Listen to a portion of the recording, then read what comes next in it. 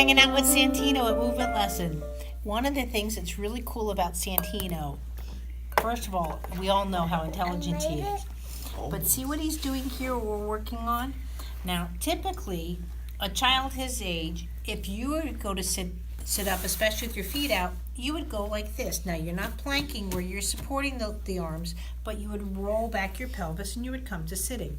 But what Santino has to do, because he doesn't have the stability in his legs, he needs extra stability into his body. So when he goes to sit up, he actually brings his head up and he can bring himself up to sitting, because then he doesn't need his arms to do it that way. If he did it this way, see, I would get stuck. I need my arms, which he doesn't have. So he's been taught to do a movement completely opposite to what anyone else could be doing. But since he's so smart, he can do these things. So now what I'm starting to work on too now is actually to give his legs a bit more independence.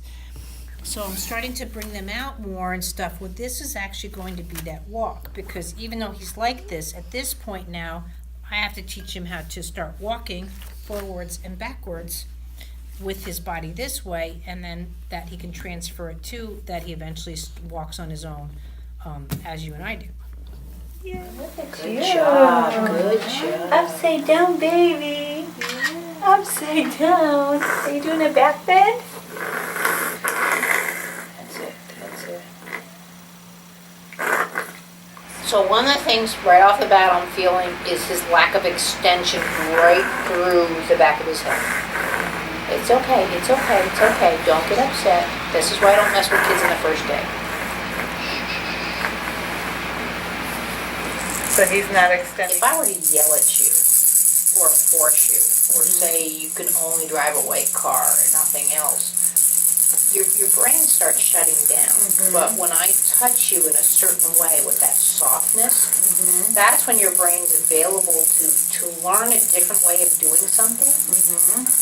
But also, you listen. So if I were to talk like this, you could be like, what's she saying? Versus if I'm just screaming at you, you know. So that's the whole premise with the touch, is you really want to make contact with this system and then just say, hey, do you think we can do it this way? Do you think we can do it that way? Versus, you know, okay, we're doing it this way today. So see how I didn't mean to interrupt, but what I'm doing here is I'm just seeing how his spine is starting to, right there, just there, right there. See how he's starting to kick up and lift with the head, right there. So I'm just, again, keeping him successful because he's not used to a head lift with the spine, there. So Just kind of reaching over like that. Right, so he wants the rattle, so I'm just there to keep the sequencing. And just, almost looks like I'm stretching the chest out. But one of the biggest things you'll see with these kids as they get older, because they're not, look at that, see?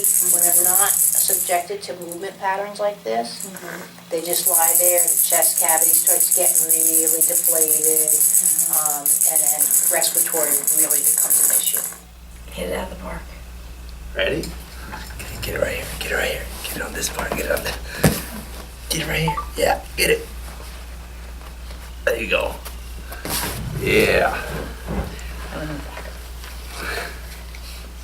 Ready?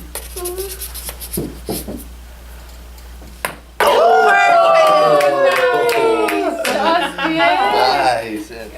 Ready? Look at how he sinks into it though. Oh, you got some. He zoned out a little on that one. You weren't paying attention. Did you blink? No, you blinked. Ready?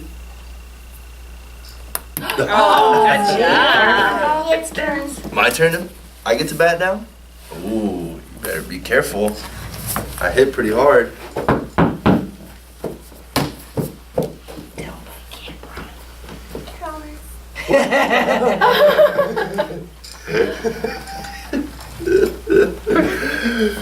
Oh. See, can't get either, you got him. Strike one. Oh. Ball, ball, ball. No, my ball. No, ball, ball.